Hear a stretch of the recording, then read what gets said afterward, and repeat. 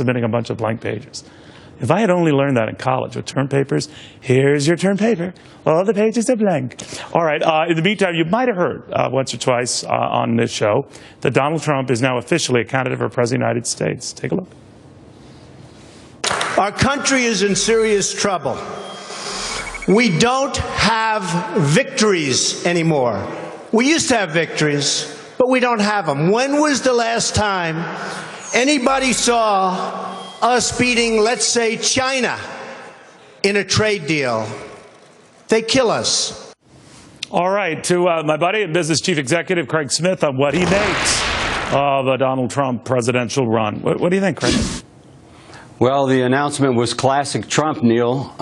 Self-promoting, a very populist message, and quite frankly, some exaggerations. You know, he talked about $5 billion being spent on the Obamacare site, and he builds websites for $3. But that being set aside for the moment. When we know, yeah, you're right. No, you're right. We ought to correct that. They were for $4, but...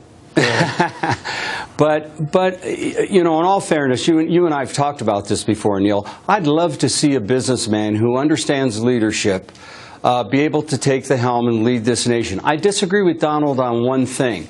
He said the American dream is over. I disagree with that. The American dream is still available if we make some very serious changes in the nation.